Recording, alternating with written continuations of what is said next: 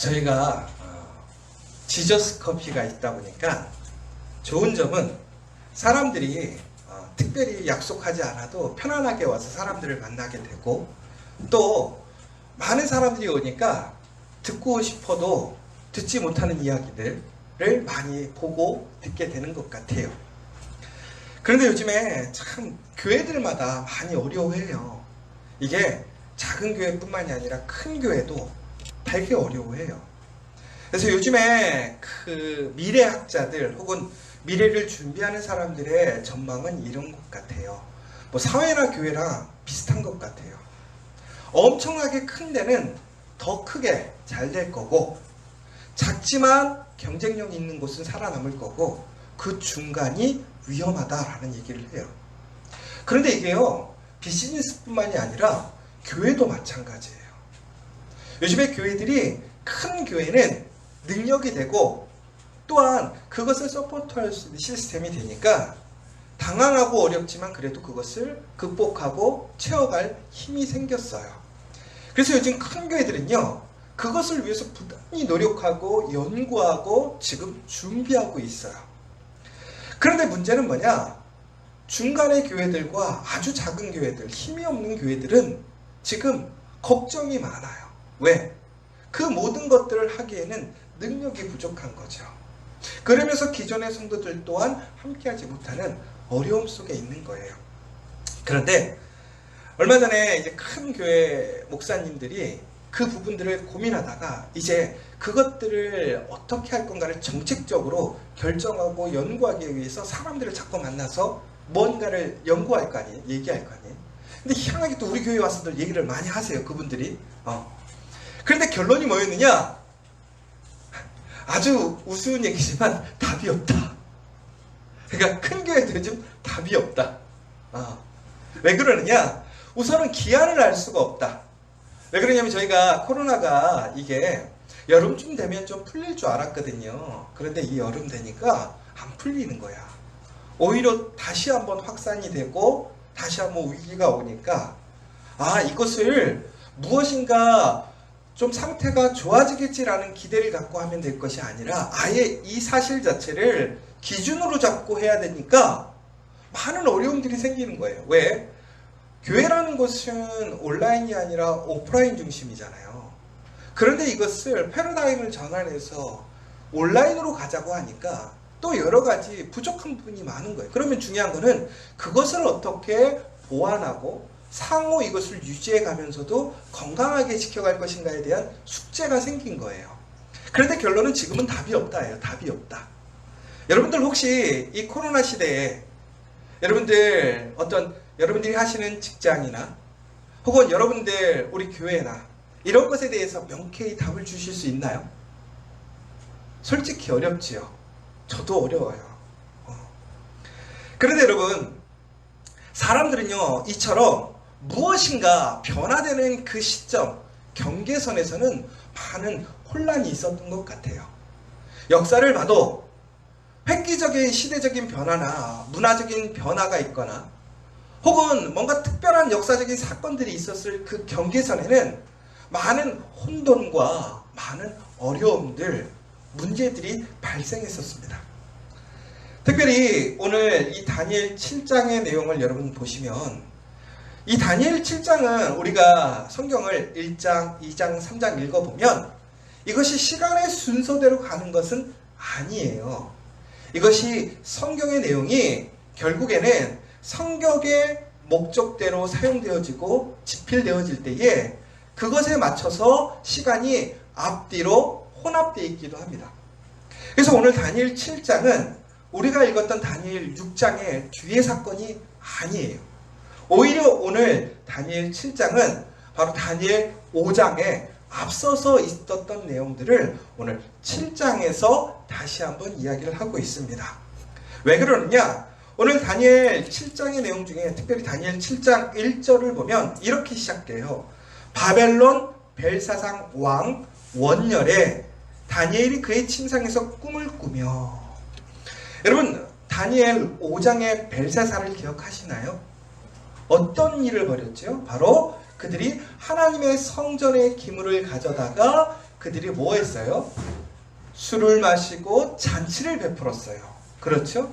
그러다가 갑자기 벽 앞에 손가락이 나타나서 벽에다가 글씨를 썼어요. 그런데 그것을 해석할 수 없으니까 그때 누구를 부르게 되냐면 박사들을 불렀는데 해석을 못하게 됐고, 종국에는 다시 다니엘을 불러서 다니엘이 그것을 해석해 줬는데 그 내용이 뭐였느냐? 바로 당신은 오늘 망합니다. 그 사실을 이야기해 줬던 그 이야기가 바로 다니엘 5장의 내용이었습니다. 그렇죠? 그런데 다니엘이 그때 아주 담대하게 얘기를 해요. 그렇죠? 그리고 나서 다니엘 5장에서 벨사살이 그날 저녁에 어떻게 되냐면 죽는 것을 우리가 목격하게 되었고 기록을 보게 되었죠.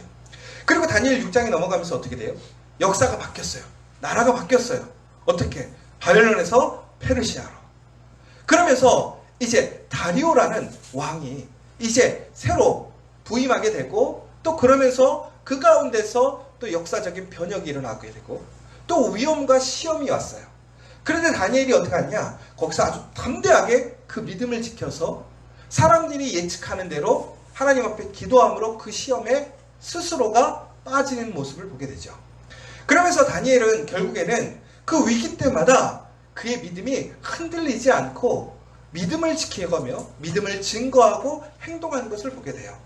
그러면서 하나님께서 다니엘을 통해서 역사하시는 것들을 우리는 보게 되면서 우리도 다니엘처럼 살아야 되겠구나 라고 우리가 보고 배웠던 게 바로 5장, 6장의 내용이었어요.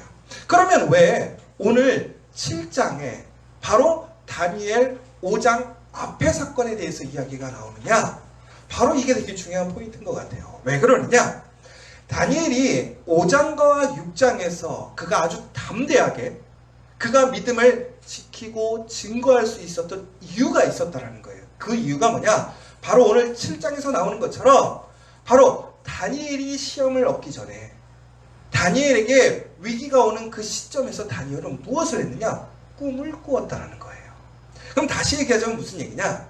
다니엘에게 올 어려움에 대한 구체적인 그 사건에 대해서 명세적인 이야기들은 알 수는 없었지만 그에게 분명히 이처럼 위기가 전체적으로 올 것에 대해서는 그가 꿈을 통해서 하나님의 메시지를 통해서 그가 알고 있었다라는 거예요. 그러므로 그는 그 꿈을 통해서 그것을 준비하였고 그것에 대한 결말을 알았기 때문에 그 상황에서 그가 알지 못하는 여러 가지 상황들, 상세한 상황들이 일어남에도 불구하고 그는 흔들림 없이 그는 어떻게 그가 믿음을 지킬 수 있었고 믿음의 결과를 기대할 수 있었다는 거예요. 그러니까 여러분, 우리가 어떤 상황이 생기고 어떤 문제가 생겨도 그것이 생길 것을 알고 그것의 결과를 알면 그 중간에 어떠한 문제와 어떠한 시험과 유혹이 와도 흔들리지 않는다라는 사실이에요.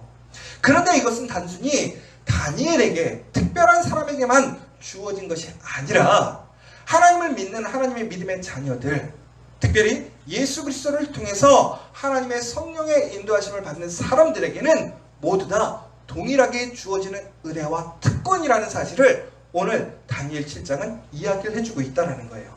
그래서 오늘 다시 한번 여러분들, 우리의 상황, 현실이 변화되는 그 경계선에서 우리가 지금 미래에 대해서 정확하게 어떻게 변할지, 우리가 무엇을 준비해야 될지 우리는 정확하게 알 수 없음에도 불구하고 우리가 그럼에도 오늘 담대하게 살아갈 수 있는 이유가 무엇이냐? 바로 우리는 그 처음과 끝을 알기 때문에 그렇다는 거예요. 다시 얘기하자면 오늘 다니엘 7장에서는 그 시작과 끝 가운데 그것을 인도하고 주관하시는 분이 누구신지를 다시 한번 다니엘에게 하나님은 말씀하셨고, 또한 그 변화 속에서 전국에는 우리가 가장 의지하고 믿고 진짜로 인정해야 될 것이 무엇인가를 다니엘에게 말씀해 주신 것을 오늘 여러분들이 이 시간 여러분 또한 발견하고 고백하고 증거할 수 있는 그 시간이 되셨으면 좋겠어요. 특별히 다니엘 7장을 보기에 앞서서 오늘 이 다니엘이 꿈을 꾼 시점에 대해서 한번 생각을 해봐야 돼요. 여러분, 다니엘이 꿈을 꾼 시점이 아이러니한 게 뭐냐? 바로 이스라엘과 바벨론, 그 밖에 모든 세계의 변화의 그 기준점에 있었다라는 거예요. 그 선에 있었다라는 거예요. 경계선에 서 있다라는 거예요. 경계선에. 여러분, 그 경계선에 서 있을 때 사람들은 혼란스러워요. 기존의 질서, 기존의 기준이 무너지고 있을 때예요. 그런데 여러분, 다니엘은요 매우 총명한 사람이었고, 다니엘은 매우 높은 자리에 있었기 때문에 그는 아마 정치적으로 혹은 그가 가진 지혜를 통해서 세상의 흐름을 볼 수 있는 눈이 있었을 거예요. 바로 오늘 다니엘이 꿈을 꾸었던 그 벨사살 왕의 그 시기는 아마도 바벨론의 가장 어려운 멸망의 시기인 것을 다니엘과 그 밖에 많은 사람들은 인식하고 있었을 거예요. 여러분, 나라가 망할 때요, 그 나라가 망하는 것을 사람들은 알 수 있을까요? 없을까요? 그때를 정확하게 알 수는 없지만 사람들은 이렇게 얘기하죠. 이러다 나라 망한다. 근데 여러분, 이것이 나라뿐만이 아니라 여러분들도 그러지 않아요? 집안이 보고 있으면 이거 이러다가 우리 집 망하는 거 아니야? 이런 느낌이 들 때가 있죠. 그거야. 근데 여러분, 뭐 신령한 능력, 신적인 능력을 받아야지만 그것을 알 수 있나요? 아니에요. 우리가 살아가면서 우리가 보편적으로 이렇게 살면 잘 되고 이렇게 살지 않으면 망하는 거 우리가 알거든요. 그런데 하물며 다니엘은요 더 특별한 사람이었고 더 많은 정보가 있었어요. 더 많은 세상을 볼 수 있는 사람들의 그런 지식이 있었어요. 그랬을 때 다니엘도 아마 지금 바벨론이 매우 위기의 순간인 것을 알았을 거예요. 그런데 바로 그때 그 시점을 바라보는 시점들은 사람들마다 조금씩 달랐어요. 왜 그러느냐? 바로 이스라엘의 입장에서는 바벨론의 위기가 왔다고 하는 것은 결국은 하나님의 말씀대로 바벨론의 그 40년의 다스림이 끝나는 시기가 온 거예요. 하나님께서 예레미야를 통해서 말씀하셨던 것이 무엇이었느냐? 바벨론의 포로로 끌려가는 것에 대해서 두려워하지 말라고 그랬어요. 그들을 인정하고 그들을 위해서 기도해주고 그들이 평안하기를 간구하라고 그랬어요. 왜? 너희가 평생 종으로 살 것이 아니라 너희들이 희년을 지키지 못함으로 그 희년을 지키지 못한 그 시간을 종되음을 통해서 너희들이 다시 회개하고 그것을 통해서 하나님께서 다시 일으키시는 그 회개의 역사를 통해서 회복의 역사가 일어날 것이니까 너희들은 40년 후를 기다리라고 했던 거예요. 그런데 그 시점이 오니까 천부에는 어떻게 되는 거예요? 나라가 망할 꼴이 되는 거예요. 그러니까 오히려 이스라엘 사람들에게 나라가 망한다고 하는 것은 결국은 그들에게는 새로운 소망이 생기는 거죠. 왜? 하나님은 정말 맞는구나. 이 나라가 정말 이 거룩한 큰 성 바벨론 성이 결코 무너지지 않을 줄 알았는데 나라가 보니까 망할 것 같은 거예요. 망하는 징조가 보이기 시작하는 거예요. 그러니까 이스라엘 사람들에게는 오히려 바벨론의 위기가 이제는 그들에게는 소망으로 다가오고 이제는 미래를 준비해야 될 시점으로 인식이 되어지는 거죠. 반대로 바벨론 사람들의 입장에서는 어떻게 됐을까요? 오히려 그들에게는 우리의 나라가 이제 위기가 오는 거예요. 그럼 그 시점에서 그들이 과연 어떻게 행동을 해야 될 것인가? 누구를 의지하고 흔한 얘기로 누구에게 줄 서야 되는가? 라는 부분들, 그들이 살려면 어떻게 해야 되는가에 대한 여러 가지 고민들을 하고 있을 시점이라는 것이죠. 이처럼 여러분, 어떤 상황 앞에서 그 변화의 경계선 앞에서 사람들마다 입장이 조금씩 달라요. 무엇을 준비하고 어디에 줄을 서야 되고 또 내가 해야 할 일이 무엇인지 우리는 그것을 알려고 부단히 노력을 해요. 그런데 여러분, 오늘 이 시간 다니엘이 꿈을 꿨던 그 시간을 우리는 다시 한번 좀 잘 봐야 된다는데 왜 그러느냐? 이 꿈의 내용이 무엇이었는가를 잘 봐야 되는 것 같아요. 꿈의 내용이. 왜 그러냐면 다니엘이 이 7장에 나오는 꿈을 여러분들은 나중에 꼭 7장을 한번 읽어보셨으면 좋겠어요. 근데 읽어보시면 이게 도대체 뭔 내용이야? 처음에 보시면 아무 의미도 없고 너무나 막연한 내용인 것 같지만 오늘 말씀을 듣고 말씀을 다시 한번 보시면 그 내용이 너무나 쉽게 들어오실 수 있을 거예요. 바로 다니엘이 7장 1절에 이제 하나님께서 그 경계선, 변화의 시점에 나타나서 이제 바벨론과 이스라엘, 앞으로 일어날 일들에 대해서 이야기를 해주셨는데 바로 그것이 7장 2절부터 이렇게 나옵니다. 다니엘이 진술하여 이르되 내가 밤에 환상을 보았는데 하늘에 내 바람이 큰 바다로 몰려 불더니 라고 나와 있어요. 밤에 환상을 봤다. 밤에는 아무것도 보이지 않아요. 그런데 그가 환상을 보는 거예요. 여러분, 여기서 중요한 포인트가 하나가 있어요. 바로 믿음의 사람들에게는 아무리 어둡고 보이지 않는 그러한 세상 가운데 있을지라도 하나님께서 그 사람들에게 빛을 통해서 그들이 살아갈 수 있는 길을 열어주신다는 사실을 기억하셔야 돼요. 여러분, 아무것도 보이지 않는다고 해서 포기하거나 낭망하지 마세요. 하나님은 우리를 향한 계획이 있으세요. 하나님은 우리를 향한 선하고 놀라운 복을 준비하고 계시기 때문에 우리는 항상 그 어둠 속에서도 우리에게 있는 그 빛을 우리는 기대하고 소망하고 그 빛 가운데로 나아가게 되면 천국에는 하나님께서 우리에게 주시는 그 영광, 그 은혜, 보호하심으로 나아갈 수 있다는 거예요. 그런데 바로 그때에 바로 하늘의 내 바람이 큰 바다 가운데 몰려왔다. 여기서 중요한 포인트는 뭐냐 여러분, 바다라는 것이요 매우 잔잔한 것 같지만 그 바다는 사람이 통제할 수 없는 곳이에요. 혼돈의 시기예요. 어제도 보니까 도시어부라는 어떤 프로그램을 좀 보게 됐어요. 연예인들이 요즘 낚시하는 프로들이 참 많더라고요. 근데 거기 보니까 갑자기 바다가 한순간에 날씨가 좋았는데 갑자기 바람이 불기 시작하더니 막 파도가 울렁이면서 배가 막 흔들릴 정도로 막 흔들리는 거예요. 여러분, 그러면서 그들이 뭐라고 그랬냐면, 이야, 바다는 알 수가 없다는 거예요. 왜? 그렇게 잔잔하고 평안했던 바다가 한순간에 갑자기 파도가 일렁이고 사람들이 컨트롤할 수 없는 곳이 되는 거죠. 그래서 성경적으로 봤을 때 바다는요, 흔히 얘기해서 우리가 세상을 얘기하고요, 악의 근원이라고 생각해요. 왜? 사람이 그곳에 있으면요, 절대로 그것을 능가할 수 없고 다스릴 수가 없는 지역인 거죠. 그런데 그곳에서 큰 바람이 불었는데 그곳에 큰 짐승 넷이 바다에서 나왔대요. 그것이 바로 이제 7장의 내용이에요. 그러면서 그 모양이 각각 달랐는데 첫 번째는 사자와 같은 독수리의 날개가 있는 것이고, 둘째는 곰 모양이 있고, 세 번째는 표범이 있고, 넷째는 무섭고 놀랍고 매우 강하고 새로 된 큰 이가 있는 본 적도 없는 괴물과 같은 동물에 대해서 이야기가 나오고 있습니다. 그런데 여러분, 여기서 중요한 포인트는 이거예요. 그 꿈의 그 상징들이 뭐였느냐? 결국은 이 세상을 다스리는 제국, 힘이 이 땅에 나타나게 된다는 거예요. 그럼 여러분, 우리가 살고 있는 이 세상이 어디냐? 결국은 짐승들, 그 바다와 같은 세상에 우리가 살아가고 있다는 것을 상징적으로 얘기하는 거예요. 그런데 그곳에 그 바다에서 너무나 강력하고 무서운 동물들이 나타나는데 중국은 세계를 다스리는 그러한 제국들이 나타났다는 거예요. 여러분, 다니엘 2장에서 다니엘이 꿈을 꿨었어요. 그렇죠? 그래서 그 투구를 쓴 그 신상이 나타났던 거 여러분 기억하세요? 그래서 금, 은, 녹, 진흙으로 된 네 부분의 그 신상을 보게 되었죠. 그래서 느부갓네살에게 그 꿈의 이야기가 무엇이었느냐? 결국에는 바벨론이 금투구를 쓰고 있는 그 황금의 시대이지만 중국은 어떻게 된다는 거예요? 제국은 바뀐다는 거예요. 바벨론의 제국이 오래가지 않고 결국은 제국은 바뀌게 되고 결국은 그 나라는 망하게 되어 있다는 메시지를 느부갓네살에게 전해줬단 말이에요. 그런데 오늘 다시 한번 다니엘이 꿈을 꾸게 되는데 무슨 얘기냐면 이 세상을 다스리는 정말 수많은 능력 있는 그런 괴물과 같은 제국들이 일어나게 된다는 거예요.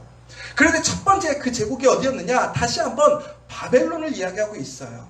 그래서 첫 번째가 사자와 같은 독수리가 날개가 있더니 그 날개가 뽑혔고 또 땅에 들러서 사람처럼 두 발로 서게 함을 받았으며 라고 나와 있는데 결국은 독수리를 상징하는 것이 바벨론이었고요. 그 바벨론에 두 발로 서 있는 사람처럼 보이는 게 누구였느냐? 느부갓네살이었다는 거예요. 그러니까 결국에는 다니엘이 꿈을 꿨는데 자기가 살고 있는 이 시대를 다스리는 한 나라가 제국이 세워졌는데 그 나라가 어떤 나라였느냐? 바로 바벨론이었다는 거예요. 그런데 그 바벨론은 사람의 마음을 받았다는 거예요. 그래서 그 땅을 다스리는 능력이 있었다는 거예요. 그런데 그 사자 다음에 바로 곰과 같은 나라가 생기고 그 다음에 표범과 같은 나라, 결국에는 제국들이 계속해서 나라가 바뀌지만 그 나라를, 그 세계를 다스리는 제국들이 세워지더라는 거예요.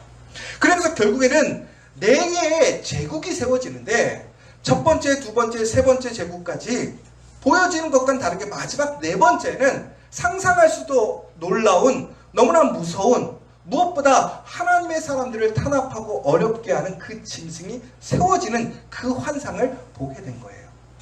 그러니까 보세요 여러분, 제가 오늘 이 내용이 왜 중요한 거냐면 여러분 오늘 이 경계선에서 오늘 지금 다니엘과 사람들의 관심은 뭐가 있냐면 이 시점에서 우리가 다음 시점에 살려면 뭐가 필요한 것에 대해 고민하고 있는데 다니엘이 꿈을 꿨는데 단순히 오늘 이 시점에서 필요한 것에 대해만 얘기를 해주는 것이 아니라 바로 이 시점을 지난 다음 제국 그 다음에 가장 강력하게 자신들을 학대하고 어렵게 할 그 꿈을 꾸게 된 거예요.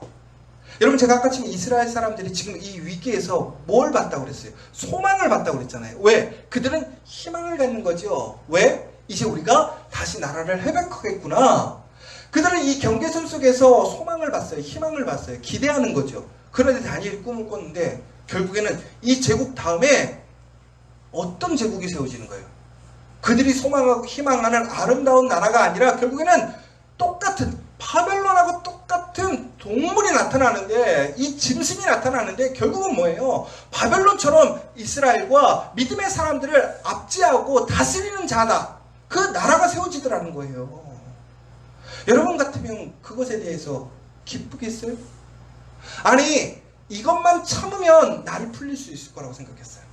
좋은 날이 올 거라고 생각했던 거예요. 그런데 그것이 아니야.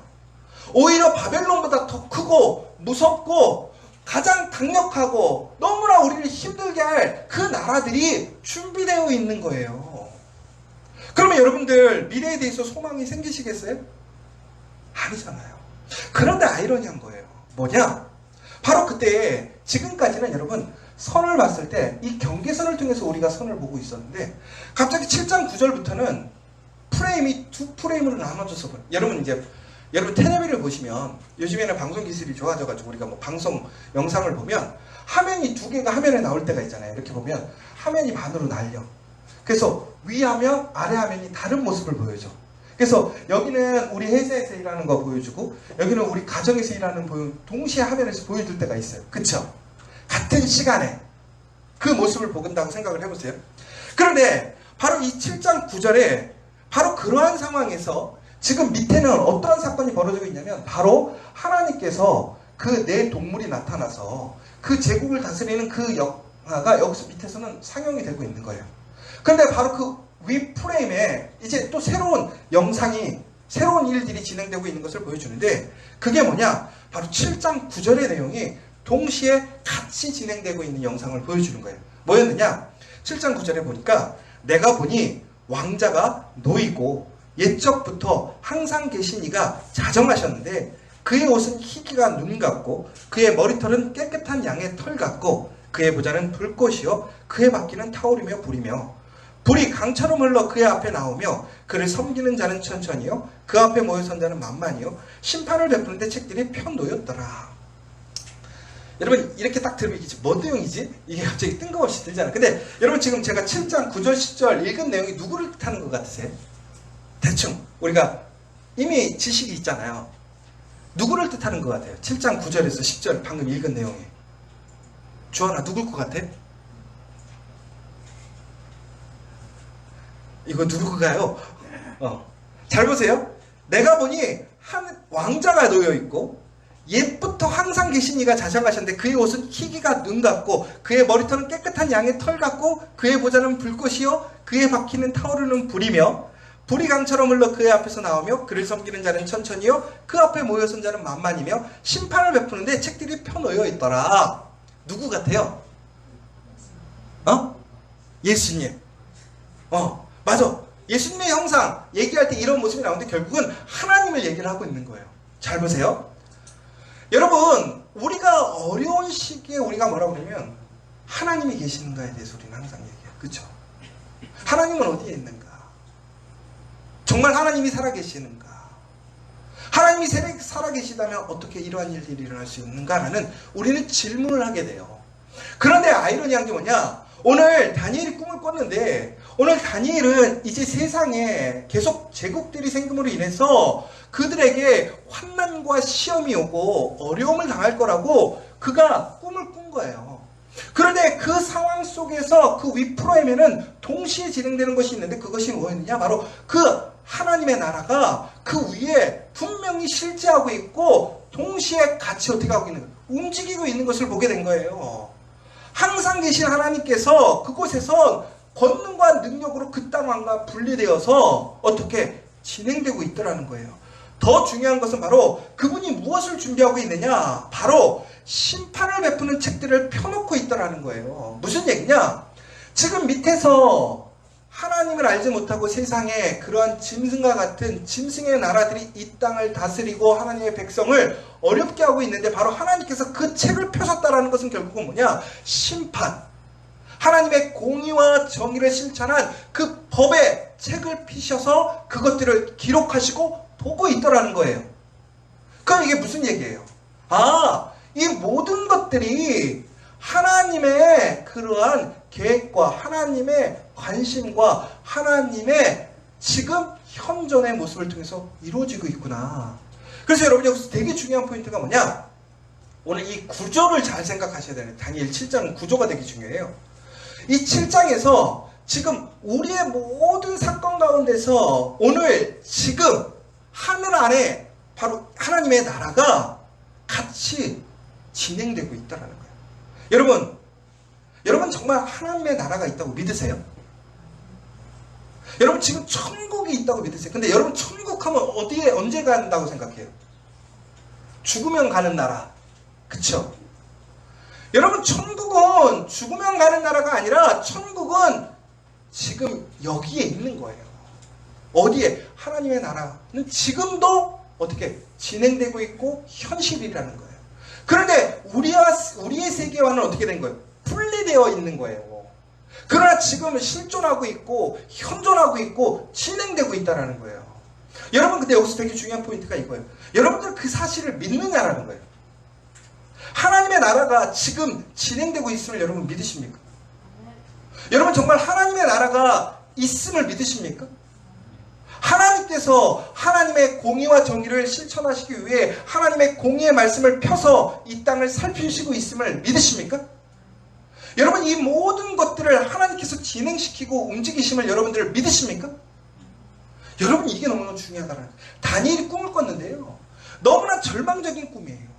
그런데 그가 그 꿈속에서 다시 소망을 보는 이유가 뭐냐? 이것이 하나님의 권세 아래에 있다는 거예요. 하나님의 주관하심 밑에 있더라는 거예요. 더 중요한 것은 하나님은 지금도 살아계시고 하나님은 역사하시고 오늘 그 하나님의 나라는 실제적으로 운동하고 있더라는 거예요. 그런데 결과가 어떻게 된 거예요? 그 마지막 나라의 짐승이 천국에는 하나님의 백성들을 억압해요. 그런데 결국에는 하나님의 나라, 그 백성들이 그것을 이기게 된다는 이야기를 오늘 말씀을 통해서 보게 되는 거예요. 그런데 문제는 그들이 어떻게 이기느냐가 되게 중요한 거예요. 7장 26절, 27절에 보면 이렇게 나옵니다. 그러나 심판이 되면 그는 권세를 빼앗기고 완전히 멸망할 것이요, 나라와 권세와 온 천하 나라들의 위세가 지극히 높으신 이의 거룩한 백성에게 붙인 바 되리니 그의 나라는 영원한 나라이라. 모든 권세에 있는 자들이 다 그를 섬기며 복종하리라. 전부의 결과가 뭐냐? 아까 처음에 시작이 뭐였냐면 위기가 온다는 거예요. 그런데 우리가 긍정적으로 생각하는 바로 잘됨이 아니라 내 제국이 생겨서 전부에는 아주 어려워지는 그런 상황까지 가게 됐더라는 거죠. 그런데 문제는 뭐냐? 그러한 모든 세상의 짐승과 같은 나라들이 결국에는 하나님의 심판이 시작되면 그 권세를 빼앗기고 완전히 멸망할 것이다 라고 성경은 얘기하고 있다는 거예요. 그리고 그 나라와 권세와 온 천하의 나라들이 위세가 결국은 하나님께 붙임받는다는 거죠. 그런데 중요한 것은 그것을 이루시는 분이 누구냐라는 거예요. 바로 오늘 다니엘은 그 환상 속에서 누구를 보느냐? 예수님을 보게 되었다는 거예요. 오늘 읽으신 다니엘 7장 14절의 내용이 바로 그 얘기예요. 그에게 권세와 영광과 나라를 주고 모든 백성과 나라들과 다른 언어를 말하는 모든 자들이 그를 섬기게 하였으니 그는 권세는 소멸되지 아니하는 영원한 권세요, 그의 나라는 멸망하지 아니할 것이니라. 오늘 하나님의 나라, 그 권세, 그 책이 펴진 곳에 갑자기 예수님이 나타나시는 거예요. 근데 여러분, 예수님이 누구예요? 하나님의 아들이죠. 예수님은 인간이에요, 신이에요? 신이에요? 인간이에요? 예수님은 인간이죠. 그쵸? 육신의 몸으로 오신 하나님의 아들이란 말이야. 그러면서 하나님이란 말이야. 바로 그때에 오늘 이 성도들이 이 땅에서 그 짐승들을 이기게 되는데, 결국은 성도들이 이길 수 있는 그 인간의 승리가 누구를 통해서 이루어지느냐? 인간을 통해서 이루어지는 그 인간이 누구냐? 바로 예수 그리스도라는 거예요. 여러분 보세요. 우리가 시대를 나누는 경계선이 있어요. 근데 그 경계선 위에는 하늘과 세상이 나누어지는 또한 경계선이 있어요. 그런데 그 경계선을 주관하시는 분이 누구냐? 하나님이신데, 그 하나님께서는 예수 그리스도를 통해서 이 땅에 이러한 원수와 세상의 모든 다스리는 자들을 굴복시키시는 거예요. 누구를 통해서? 예수 그리스도를 통해서. 다니엘은 바로 그때에 예수님을 바라볼 수 있었어요. 더 나아가서는 예수님의 그 살아계심을 통해서 하나님께서 이 땅에 하나님의 나라, 하나님의 공의, 하나님의 정의, 하나님의 약속을 이루신다는 것을 다니엘은 알게 되었다는 거예요. 그러므로 다니엘은요, 오늘 벨사살 앞에 불려갔을 때에 그에게 그의 심판, 그의 멸망을 담대하게 얘기할 수 있었어요. 왜? 그 나라는 진짜 망하니까. 그런데 중요한 것은 그가 그렇게 담대하게 얘기함으로 인해서 그의 다음 나라들 또한 세워지는 것을 알았다라는 거예요. 그런데 다음 나라들 또한 어떻게 되는 거예요? 하나님의 주권하에서 망하는 거예요. 그들의 세력을 영원히 끌어갈 수 없는 것을 알게 되는 거예요. 그러니까 어떻게 됐어요? 다니엘 6장에 보니까 그가 새로운 페르시아라는 제국이 형성돼요. 두 번째, 세 번째 짐승이 누구를 얘기하는가? 메대와 페르시아를 얘기하는 거예요. 메대와 페르시아는 결국에는 연합국가였기 때문에 같은 나라를 얘기하는 거예요. 전국에는 새로운 능력자, 새로운 권세자, 새로운 힘을 가진 아주 무서운 제국이 세워지지만 그 또한 두려워하지 않을 수 있었던 이유가 뭐예요? 하나님의 주권하에 있었기 때문에 그렇다는 거예요. 여러분, 그러므로 우리가 중요한 건 뭐냐? 이 시대를 살아가면서 우리가 정말로 하나님의 나라가 살아있음을, 하나님의 나라가 역사함을 우리는 항상 분별할 수 있어야 돼요. 그 다음에 이 땅에 있는 이 나라가 정말로 하나님의 나라인가, 하나님의 역사가 움직이는 그 나라인가를 우리는 인식하고 분별할 수 있어야 된다는 거예요. 그러므로 우리가 믿고 의지해야 될 것은 바로 이 땅 세상에 있는 그 수많은 권세를 가진 짐승과 같은 나라들을 우리가 믿고 의지할 것이 아니라 우리는 오직 어느 나라, 하나님의 나라를 소망하고 그 소망대로, 그 믿음대로 살아갈 때에 전국에는 하나님의 아들 예수 그리스도를 믿는 사람들은 그 예수의 능력으로 살아나게 된다는 거예요. 그 증거를 보여주신 게 뭐예요? 바로 이 땅에 오셔서 그가 고난을 받으시고 다시 영광을 받으셨어요. 세상을 이기셨어요. 그 세상을 이긴 모습들을 우리에게 증거하고 보여주셨다는 그 사실이에요. 그러므로 오늘 7장의 내용은요, 엄밀히 보면 우리가 많은 것들을 생각해 볼 수 있는데 아주 단순한 내용일 수도 있어요. 뭐냐? 이 세상의 진짜가 뭐냐요? 내가 정말 의지하고 믿어야 될 진짜는 뭐냐 이거예요. 여러분, 정말로 여러분들은 세상에 이런 권세자, 시기가 바뀌면, 힘이 바뀌면 우리는 그 사람들을 의지하려고 하고 그 사람들에게 줄 서려고 하지 않아요? 그것을 알려고 부단히 힘쓰고 애쓰잖아요. 그런데 불변하는 진리가 있더라는 거예요. 뭐예요? 하나님의 나라, 그 사실, 그 하나님의 나라는 그 누구도 침범할 수 없고 그 나라의 권세를 피해갈 수 없음에도 불구하고 우리가 지금 믿고 의지하고 바라는 것은 과연 어느 나라이냐 이런 거예요. 정말로 하나님의 나라를 바라볼 수 있다면 하나님의 나라를 바라보며 살아가는 삶을 살아야 돼요. 진짜 그 삶을 살아가야 된다는 거예요. 여러분, 혹시 스파게티를 먹어보셨습니까? 스파게티 안 먹어보신 분? 없죠? 여러분, 혹시 라자냐라는 것을 먹어보셨습니까? 라자냐 안 먹어보신 분?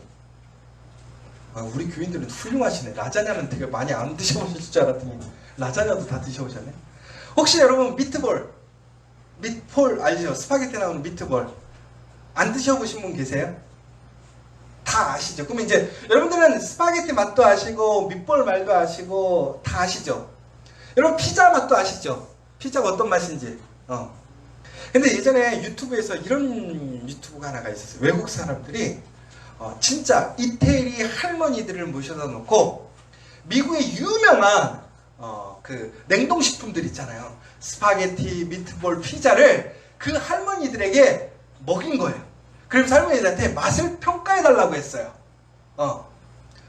그 할머니들이 스파게티를 딱 한 입 먹고 어떤 액션이 나왔을까요?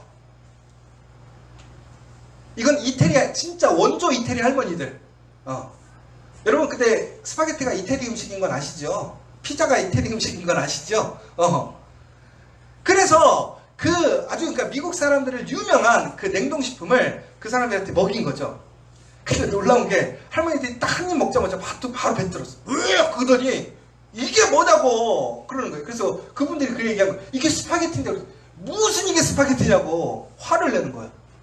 못 먹겠다고 도저히. 이런 거는 스파게티가 아니라는 거예요. 그러면서 이제 피자, 아주 유명한 피자 딱 줬어요. 할머니 딱 먹더니 뭐 이게 무슨 피자냐고. 밑볼 뭐라 그랬을까요? 이건 밑볼이 아니래. 다른 거래. 여러분, 근데 우리는 그 유명한 스파게티를 주면 우리는 뭐라고 먹을까요? 진짜 맛있는 스파게티라고 할 거예요.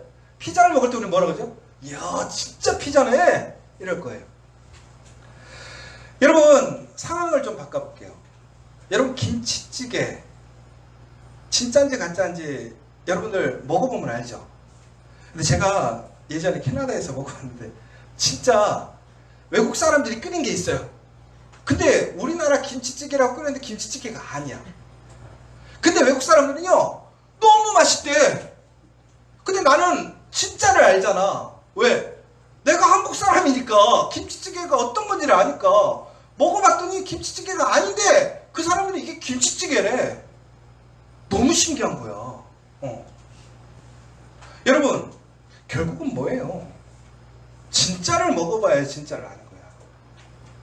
가짜를 먹으면 그게 진짜인 줄 아는 거야. 여러분, 정말로 진짜가 누군지 아세요? 하나님이에요. 하나님을 진짜로 아는 사람들은 이 세상에 아무리 새로운 능력자가 생겨도 그게 가짜라는 걸 알아. 그런데 하나님을 모르는 사람들은 가짜가 진짜인 줄 알고 사는 거야. 그러니까 두려운 거야. 여러분 정말로 하나님을 믿으면서 진짜로 그렇게 살아가고 계십니까? 여러분의 기준이 뭐냐 이거예요. 다니엘이 왜 담대하게 살 수 있었어요? 다니엘은 진짜 하나님을 아는 거예요. 그러니까 아무리 능력 있고 무섭고 강력한 힘을 가진 사람들이 나타나도 그것이 가짜라는 걸 아는 거예요. 왜? 가짜니까. 우리 김치찌개 먹으면 이건 진짜고 가짜인 걸 아니까. 그럼 여러분, 우리는 어떻게 해야 돼요? 어떻게 알아야 돼요? 결국 우리의 삶 속에서 진짜를 먹어보면 진짜를 알게 되는 거예요. 하나님께서는 다니엘을 통해서 진짜가 무엇인지를 계속 알려주시면서 그가 진짜를 통해서 진짜의 삶을 살게 하셨다는 거예요. 여러분, 제가 하루에 3번씩 기도하자고 하잖아요. 왜 그러는 거예요? 진짜를 알라는 거예요. 진짜를 알아야 가짜를 먹어보고 가짜인 걸 알 거 아니에요. 가짜를 의지하지 않는다니까요. 가짜에 행복하지 않다니까요. 가짜를 의지하지 않으려고 한다니까요. 진짜를 알면 진짜만 찾게 돼요. 오늘의 핵심은 뭐예요? 결국은 하나님이 진짜라는 거예요. 하나님이 진짜. 여러분, 정말 우리 시대가 지금 계속 바뀌고 있어요. 진짜를 붙들고 있으면 두렵지 않아요.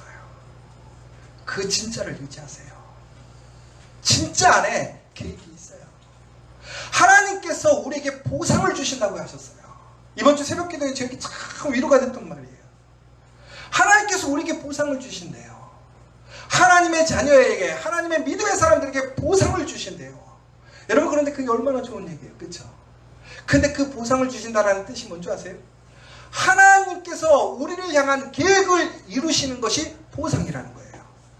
여러분, 보상이라는 것은 단순히 내가 원하는 것, 내가 갖고 싶은 것을 원하는 것, 내가 얻는 것이 보상이 아니라 하나님께서 나를 향해 세우신 계획, 그 계획이 있다는 게 놀라운 축복이고, 그 계획이 우리의 삶 속에서 이루어지는 것이 가장 놀라운 축복이라는 거예요. 왜? 하나님은 존귀하신 분, 하나님은 전능하신 분, 하나님은 내가 생각할 수 없는 모든 것을 생각하고 계획하시는 분이니까.